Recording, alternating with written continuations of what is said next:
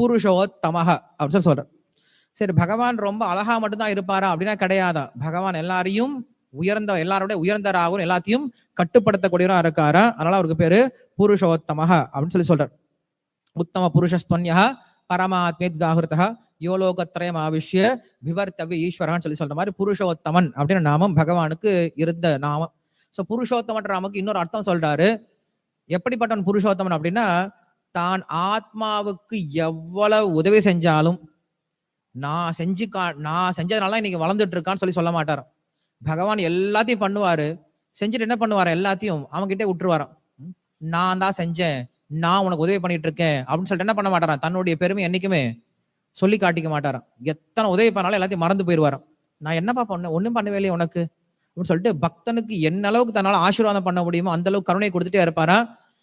நான் தான் உன்னை வளர வச்சேன் அப்படின்னு சொல்லிட்டு என்ன பண்ண மாட்டாரா, சொல்லி காட்ட மாட்டாரா. அதனால அவருக்கு பேரு புருஷோத்தமன் அப்படின்னு நான் வந்து சொல்றார்.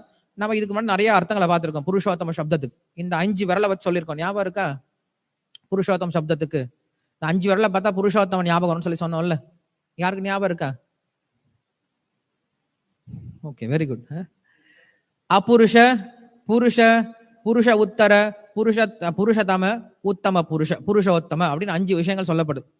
அபுருஷ, அபுருஷன்னா யாரு? புருஷன் அற்றவன். அதனா யாரு? பிரகிருதி, அபுருஷ. தென் புருஷ, புருஷன்னா யாரு? உடலை உடைய எல்லாருமே புருஷ.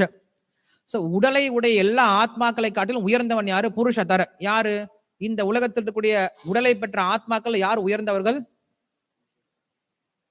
மோட்சத்துக்கு போறவங்க இல்லையா? இந்த உலகத்திலே உயர்ந்தவர்கள் யாரு? மோட்சம் போறவங்க இல்லையா? இதுக்கு புருஷ தர. சரி, மோட்சம் போனவங்கல யார் உயர்ந்தவங்க?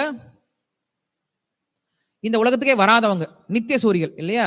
மோட்சம் போறவங்க உயர்ந்தவங்க தான் இந்த உலகத்தை காட்டிலும். ஆனா இங்க இருந்து போறாங்க இல்ல, இங்க இருந்து போறவங்களுக்கு யார் லீடரா இருப்பாங்க?